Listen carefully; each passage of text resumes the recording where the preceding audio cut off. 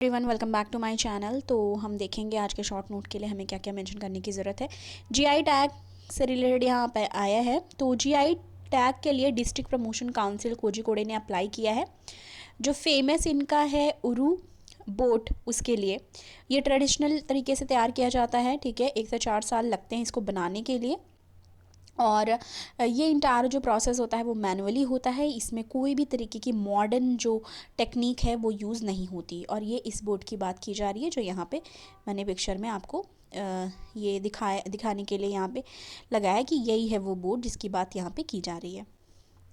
फिर हमारा science and take से रिलेटेड है long term law carbon development strategy के बारे में। तो ये एक मल्टी सेक्टोरल मेजर है।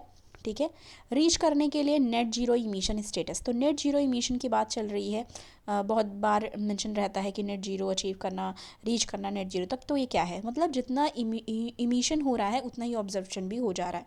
मतलब जितना इमिट हो रहा है उतना ऑब्जर्व हो जाए, इसकी बात यहाँ पे की जा रही है कि नेट जीरो इमिशन हो।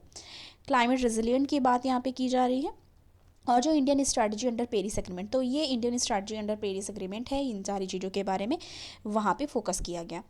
मेसी अर्बनाइजेशन की बात है कि एक वर्ड है मेसी अर्बनाइजेशन। तो उसमें क्या है कि ये बात की जा रही है कि जो अर्बनाइजेशन है वो प्लान होना चाहिए, एक प्लान ऑर्गेनाइजेशन अर्बनाइजेशन।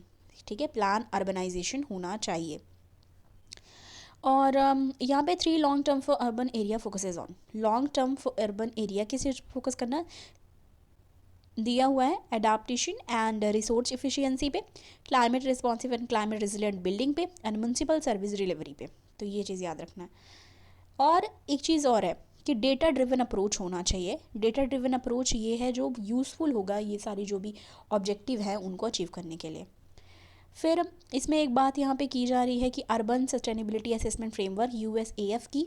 ठीक है, ये इसमें है कि decision support tool of UN habitat. ये एक डिसीजन सपोर्ट टूल है यूएन हैबिटेट के लिए, और यूएन हैबिटेट यूज़ किया जाता है अर्बनाइजेशन के लिए। ठीक है, ये याद रखना है।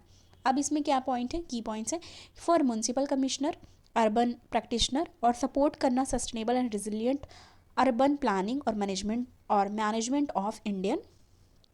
ठीक है, तो ये यहाँ पे याद रखना है कि ये सारी चीज़ें ध्यान देनी है कि ह्यूमन हैबिटेट और ये सारी चीज़ें किस लिए यूज़ की जाती हैं। ठीक है, तो यहाँ पे आप नीचे मैंने लिखा नहीं है वो आप यहाँ पे लिख लो, support sustainable and resilient urban planning and management of Indian cities है। ठीक है, वो यहाँ पे नीचे कट गया है तो दिख नहीं रहा है। फिर ये सारी चीज़ें हमने देखी। अब इसमें एग्जाम्पल एक नोट करने की ज़रूरत है। ये याद रखो कि देखो मैंने आपको एनालिसिस में बताया था कि भोपाल और जयपुर दोनों का एग्जांपल दिया है, पर अगर हमें मेंस में लिखना है तो ये वाला लिखोगे आपको ईजिली तैयार हो जाएगा। जयपुर ने विटनेस किया सिग्निफिकेंट डिक्लाइन पोरस सरफेस में। ठीक है, पोरस सरफेस में कितना 50%। ठीक है, लास्ट 3 डिकेड से वो ये देख रहा है। अब इसमें देखो, इसमें बात की जा रही है कि शार्प इंक्रीज देखा गया surface strong water run of में। ठीक है, ग्राउंड पे बहुत ज़्यादा पानी इकट्ठा हो जाना, जब भी रेनफॉल होता है, हैवी रेनफॉल हो तो ग्राउंड वाटर की प्रॉब्लम, मतलब ग्राउंड पे सरफेस पे, सॉरी ग्राउंड वाटर नहीं, सरफेस पे बहुत ज़्यादा पानी जो इकट्ठा हो जाता है। ठीक है, तो वो एक तरीके से अर्बन फ्लडिंग देखने को वहाँ पे मिलता है। ठीक है, लीड करता है रेगुलर अर्बन फ्लडिंग पे। तो बहुत ज़्यादा पानी इकट्ठा हो जाएगा तो एक तरीके से अर्बन फ्लडिंग की तरफ लीड करता है, और इससे ये सारी जो प्रॉब्लम्स हैं वो फेस करनी पड़ती है। ठीक है, तो सरफेस पे बहुत ज़्यादा पानी जो है इकट्ठा हो जाना, स्ट्रॉन्ग वाटर रन ऑफ, मतलब जो बारिश का पानी है वो बहुत ज़्यादा हो जाता है जिससे अर्बन फ्लडिंग देखने को मिलती है। नेक्स्ट हमारा ये भी साइंस एंड टेक से है, how gene therapy could cure cancer, कि कैसे जीन थेरेपी है। तो अगर आपने कभी जैसे कोचिंग करी होगी या फिर ऐसे भी आपने सेक्शन देखा होगा सिलेबस का, या कहीं से भी पढ़ने की कोशिश की होगी, तो साइंस एंड टेक पे हमारा डिज़ीज़ का भी जो उसमें कुछ पार्ट्स होते हैं। तो यहाँ पे हम ये चीज़ है कि how gene therapy could cure cancer, तो ये चीज़ देखेंगे। Blood cancer T cell class of white blood cell. तो इसमें याद रखना है कि जो टी सेल एक वाइट ब्लड सेल्स की क्लास में आती है। ठीक है, और इसमें देखना है कि equip to hunt and neutralise threat to the body. ये क्या करती है, ये एक न्यूट्रलाइज थ्रेट होती है बॉडी के लिए, जिसमें क्या होता है कि turn against the body and end up destroying healthy cell. तो ये क्या करती है, ये टर्न अगेंस्ट द बॉडी और ये क्या करने लगती है, डिस्ट्रॉय करने लगती है हेल्दी सेल्स को, और नॉर्मली हेल्प विथ इम्यूनिटी। अब देखो, क्योंकि इम्यूनिटी अच्छी होगी, ठीक है, तो हेल्दी सेल्स होंगे तो इम्यूनिटी भी वीक होने लगती है। ठीक है, तो इसके बारे में बात की जा रही है। अब यहाँ पे एक फेनोमेना आया, एक वर्ड आया बेस एडिटिंग के बारे में। तो बेस एडिटिंग क्या है ये देखेंगे। Person genetic code is several permutations of 4 basis. 4 base की बात यहाँ पे की गई है। एडेनाइन, ग्वानिन, साइटोसाइन, थाइमिन, ठीक है। तो 4 बेसिस की बात यहाँ पे की गई है। permutations of 4 bases. Spell out gene that instruction of produce wide array of protein necessary for body and function. तो ये तो इसमें देखो क्या करता है कि यहाँ पे, अच्छा तो मैं यहीं पे बता देती हूँ। तो कई बार क्या होता है कि जब चीज़ें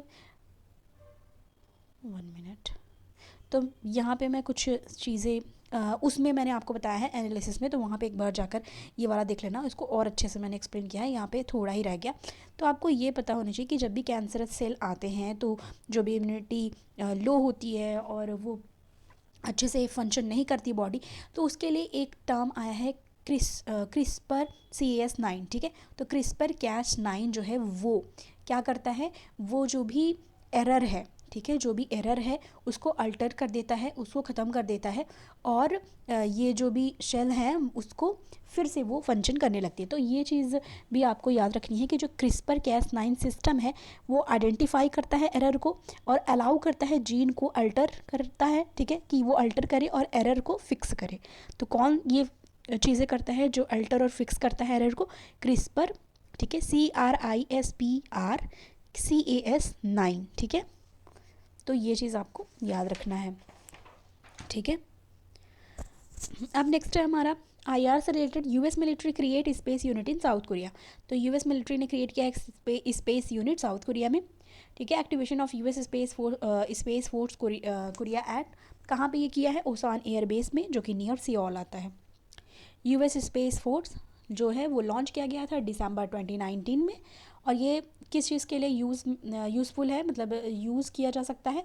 सिविलियन एंड मिलिट्री नेविगेशन के लिए, इंटेलिजेंस के लिए एंड कम्युनिकेशन के लिए, ठीक है। तो ये सारी चीज़ें हम डिस्कस कर चुके हैं। तो बस ये था आज के लिए। Thank you so much.